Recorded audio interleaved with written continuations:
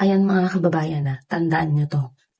Pangatlong araw na po hindi sumipot sa sesyon itong si Alan Peter Cayetano at ang mayorya. Samantalang may mga panukalang batas na dapat sana'y umuusad na, 'di ba? Katulad na lamang nitong Anti-Hospital Detention Act at Magna Carta for Barangay Health Workers.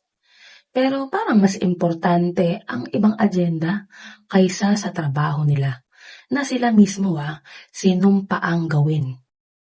At kung hindi pa rin pumasok, no? Kung hindi nagkaroon ng initiative na pumasok itong si Escudero, ibig sabihin wala na naman sanang quorum. 'Di ba? 3 araw nang nakatenga ang Senado dahil sa mga taong binabayaran para magtrabaho pero hindi makita sa opisina. Ang galing, 'di ba? Pero magtataka ka kapag usapang liderato, ito na yung change of leadership o yung kudita na ginagawa nila sa Senado. Kailangan perfect attendance. 'Di ba? Kahit pa isakripisyo yung kasamahan nila na senador, basta makapasok at makaboto lang. Para nga maihalal, 'di ba? O mailigtas ang kaalyado. Kailangan complete attendance. Pero kapag mga batas na makakatulong sa kagaya nating ordinaryong Pilipino, biglang ang daming dahilan para mawala.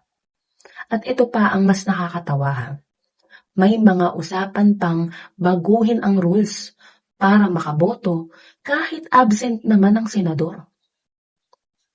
Ibang level talaga ang katigasan ng mga muka ng mga senador dyan. Alam mo sa ibang trabaho sa mga kagaya natin na mga ordinaryong Pilipino, pag absent ka, wala kang ambag. Dito sa Senado, pag absent ka na nga, gusto mo pa rin bumoto, kumikita ka pa ng malaki, ano yan, premium membership ata ang tawag doon. Hindi na mahirap basahin ang mga nangyayari. Hindi na sila kumikilos para sa interest ng mamamayan. Pero meron pa rin diyang mga uto-uto at napapaniwala nila. Ito ang malinaw Inuuna nila ang kapangyarihan, posisyon at interes ng kanilang mga kaalyado. Kaya ito reminder lang sa ating mga kababayang Pilipino. Tayo po ang naglukluk sa kanila. At kung pinagkatiwalaan ka ng kapangyarihan, ang minimum requirements naman siguro ay magpakita ka sa lugar kung saan mo dapat ginagamit ang kapangyarihang iyon. Sa Senado dapat, hindi sa Facebook Live. Hindi naman po content creator ang description nyo bilang isang senador. Hindi rin sa press release. Hindi sa political maneuvering.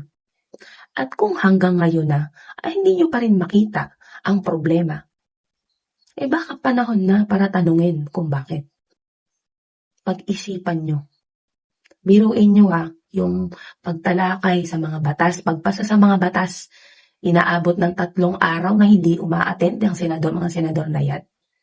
Pero pustahan tayo, pagsahuran na, hindi yan na-delay.